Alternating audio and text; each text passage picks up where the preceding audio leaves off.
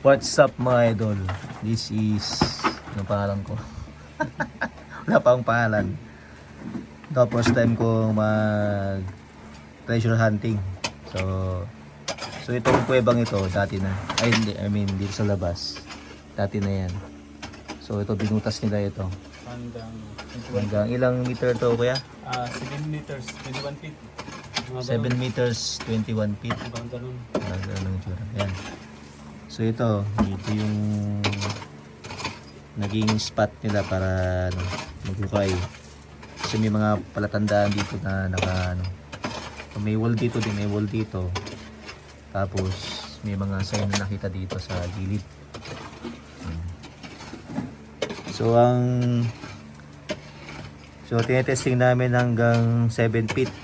So ngayon nasa pa lang kami. Parang 5 feet pa lang yata yan. Ayan. So lang wakatilaw. Ayan si Commander Bitok yan dun. Ito naman si Master Master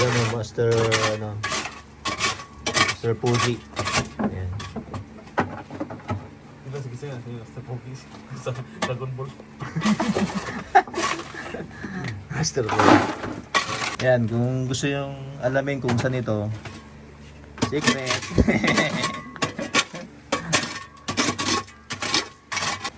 kung Tapos, nagbabalak kayong mag-treasure hunting, siguraduhin yung alam niyo yung mga code.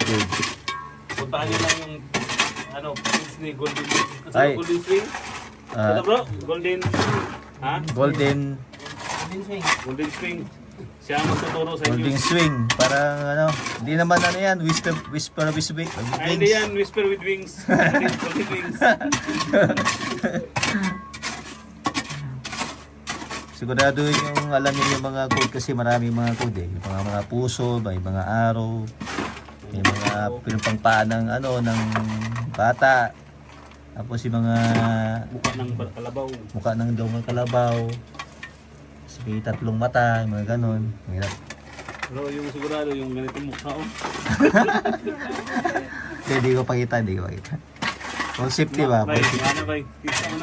Hindi kami nagpapakita ng mukha kasi para safety ba? Para hindi kayo mahabol. Ilang feet na yan kuya? 6 feet. 6 feet, sukulang pa. Hanggang dito 7 feet to. 7 feet no? Dito. Oo. Ibig sabihin, mga kalahati na lang to. Isang padyak na lang to. Oo. 7 feet. Pwede na umuwi. Let's go!